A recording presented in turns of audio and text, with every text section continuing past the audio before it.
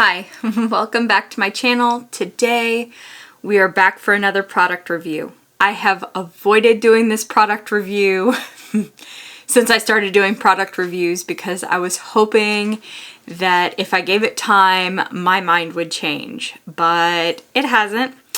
And in fact, some other things have happened that have just solidified my opinion even more.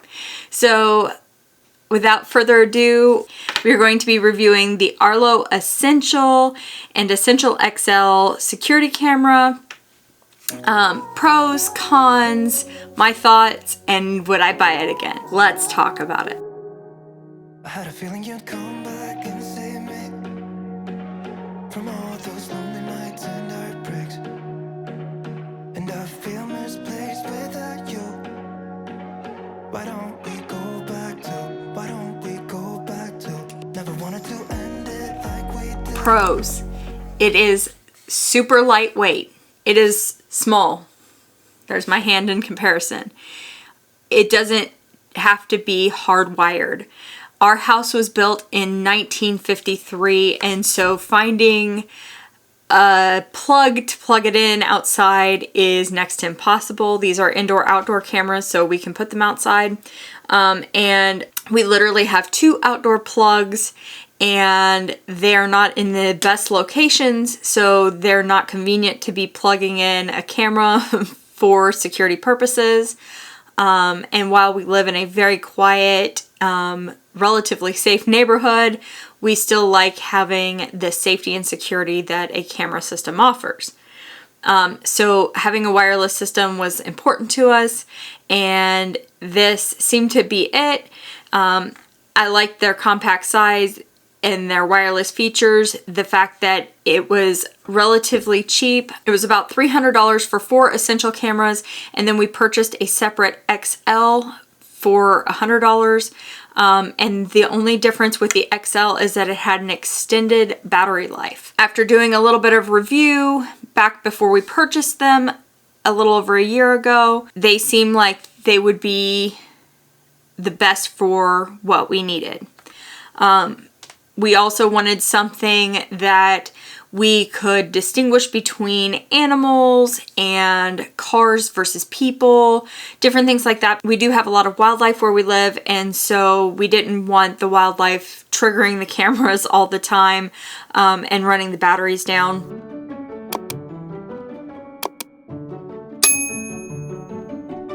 So there were a lot of pros. There was also a low cost of monthly subscription to be able to monitor the cameras and have some recorded features. And if we wanted to, we could buy a hub to be able to record even if we didn't want to pay the monthly subscription. Now to the cons. They are white. There's black ones, but in either case, neither color would hide very well on our property, on our home. They would be noticeable no matter where I put them because of kind of the way our home sits and things like that. It would be really hard to make them discreet and not noticeable. The detection time is really slow. So as you're coming up our street, you kind of go around a corner, and then there's our home and then our driveway. It usually doesn't catch movement until they are over halfway down the street going away from our home or already almost past our driveway. And that's concerning because they can basically almost be at our front door before there's any detected movement. And we just like knowing when people are on our property. And especially since that's near our dog area as well. A huge negative is the battery life. So the just standard essential, without the extended battery life, they last maybe 3 days. And that's not even being armed all the time. And you can charge them fully and they die so fast. And the batteries are supposed to last about a year. It's gotten so bad with the battery that we have even put a solar panel pack that the kit came with on one of the cameras that's very difficult to get to, because to charge them you almost have to take them down to be able to get to the charger on the bottom of the camera, which is also where the mount is for them. So we just hooked up a solar panel to it to be able to extend the battery life. But even then, if we have a couple days of it not being sunny enough, we lose battery power on that camera and the solar panel can't keep up, and then we end up having to climb up there, unhooking it, bringing it inside, charging it, and then having to rehook it up, and then checking the angle and different things like that. The XL is supposed to have an even longer battery life, and it lasts maybe a week at a time, and often we keep it plugged in because we like to keep it on our front porch just because it's aimed at our front door. We like knowing who's coming to our house. I don't like that it dies so fast, or that I have to have this gigantic cord coming off the bottom of a camera, which makes it even more noticeable than it already is, just to keep it functioning. Another huge con and continued issues that really came to a head over the last couple weeks that solidified my opinion of this product. So we were out of town for the holiday weekend. Here in the States, we had Labor Day. We had a pet sitter, and I wanted to be able to just pop in and check on like the cat, or just see my dogs, different things like that.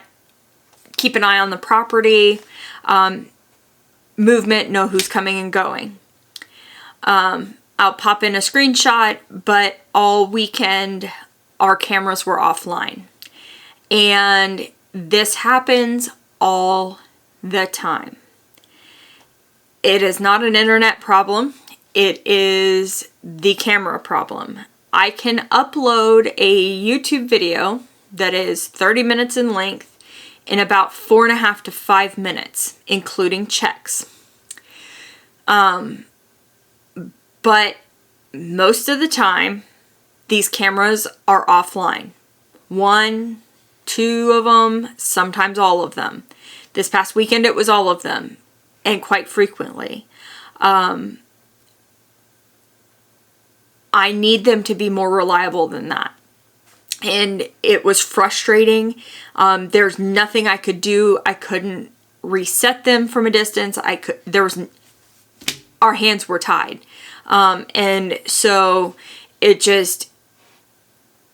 made me really fed up, and finally decided that it was time to do this review. So nobody else purchased the Arlo Essential. And it's even to the point that we were considering selling these and purchasing a new set. But I don't even feel comfortable selling these to somebody else, because I don't want somebody else to have to deal with the same issues. And to run into that kind of security risk. I don't feel comfortable doing that to somebody else. Now, my thoughts. Overall, if you are okay with the hit or miss nature of these cameras and just want them more as a deterrent by looks, sure, go ahead. But I think it's a lot of money to spend for cameras that don't always detect when somebody is moving or something is moving, vehicle, people, animal, because even when we set it up for detecting everything, it doesn't always pick up. If they get overheated, they will shut off. They're offline more than they're online, things like that. And we have to reconnect them to the app quite frequently, because they will just completely disconnect themselves from the system. But if you're just wanting it kind of for a visual deterrent, that might work for you. I can think of some cheaper options. They're not my favorite. That's my thoughts. Would I purchase them again? So if I wasn't clear kind of in my cons and my thoughts, no, I would not purchase them again. And I highly recommend that others do not purchase them either. There's a lot of work that needs to be done to make these functional. There are some better options out there, some cheaper options. We already know the system that we're going to be going with. And I'll do a product review of that once we see how that works and if we run into some of the same issues or how it's going to work for us. My mom and dad have the same system that we're going with, so I don't think we're going to have some issues because they seem to have pretty good success with theirs, so I'm hoping that we have the same result. But overall, this wasn't the best product.